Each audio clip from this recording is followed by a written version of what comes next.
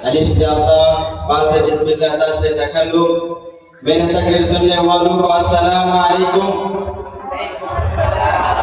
अल्हम्दुलिल्लाह अल्हम्दुलिल्लाहिल्लज़ी अंज़ला अल-फुरक़ान अला अब्दिही वस्सलातु वस्सलामु अला सय्यिदिना मुहम्मद व अला आलिहि व अस्हाबिहि अजमईन।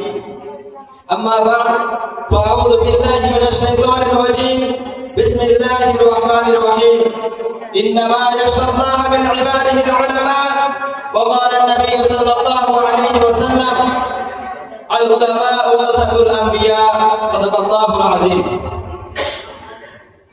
मुअज़्ज़ज़ सदर मजलिस व असातिज़ा किराम व अज़ीज़ साथियों, आज मैं आप लोगों के सामने एक ऐसे मौजू के बारे में लफ्ज़ गुज़ारी करना चाहता हूँ जो कि किसी सख्त अंधेरे में उजाला की तरह है, वो है इल्म।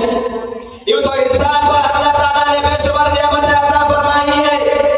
कुरान पाक फरमाता है, व इन तअुद्दू निअमतल्लाहि ला तुहसूहा, कि अगर तुम अल्लाह की नियामतों को शुमार करना चाहो तो शुमार नहीं कर पाओगे। लेकिन एक ऐसी नियामत है जो इंसान पर दूसरे पर फौकियत देती है, अंधेरे से निकल कर उजाला की तरफ ले जाते हैं, उनके दिन की दरवाजा खोल देती है। ये नियामत ना खजाना में मिलती है, ना बाजारों में बिकती है, दिल में उतरती है और किरदार को जन्नत बना देती है, जिसे हम इल्म कहते हैं। चुनांचे रब्बुल आलमीन के कुरान पाक में सबसे पहला हुक्म है, इक़रा बिस्मि रब्बिकल लज़ी खलक़, कि पढ़ो अपने रब के नाम से जिसने पैदा किया है। हदीस पाक में नबी सल्लल्लाहु अलैहि वसल्लम ने फरमाया है, तलबुल इल्मी फरीज़तुन अला कुल्ली मुस्लिमिन व मुस्लिमा, कि इल्म को हासिल करना तमाम मुसलमान मर्दों और औरतों पर फर्ज है। मुअज़्ज़ज़ सामीन किराम, हल अंतुम तालमून मा हुवा इल्म, क्या आप जानते हैं कि इल्म क्या है?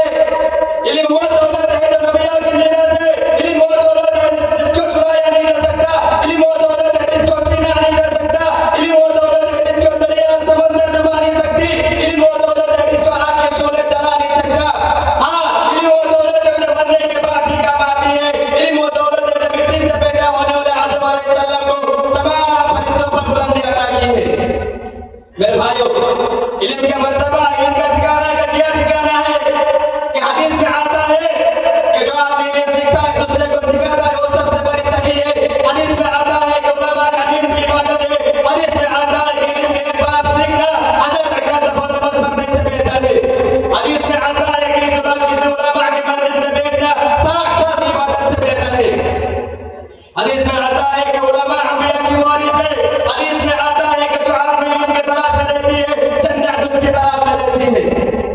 अगर बहुत से हदीसों में इल्म की फजीलत आई है, चुनांचे इस इल्म को हासिल करने के लिए हमको अपने तन मन धन की बाजी लगाना चाहिए। इसलिए कि इंसान की पहचान उसके माल से नहीं होता, इंसान की पहचान उसके लिबास से नहीं होता, हकीकत में इंसान की पहचान उसके इल्म से होता है। इल्म की प्यास, इल्म की दौलत कैसी होनी चाहिए? देखिए, किसी बादशाह के वक्त अल्लामा इब्न तैमिया को एक फोटो बना देने पर जेल में भेज दिया गया था।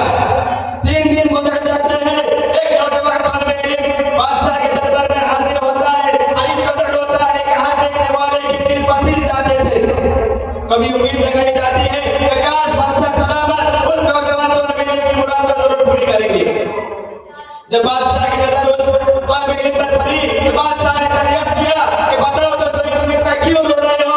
तुम्हारी मुराद को जरूर पूरी कर दी जाएगी। तो उस नौजवान ने इरशाद फरमाया कि मुझे जेल में भेज दिया जाए, इसलिए कि आज 3 दिन से मेरा सबक छूट जा रही है। मैं जेल देना चाहता हूँ, जेल के पुस्तक को उठा लिया करूंगा और वही अपने उस्ताद अल्लामा इब्न तैमिया से सबक पढ़ लिया करूंगा। उलमा का कौल है कि पक्का सच्चा तालिब तो वो है जो मदरसा को अपना वतन और किताबें का वजू का अपना कफन समझता हो। किसी शायर ने इस बारे में कई खूब कहा है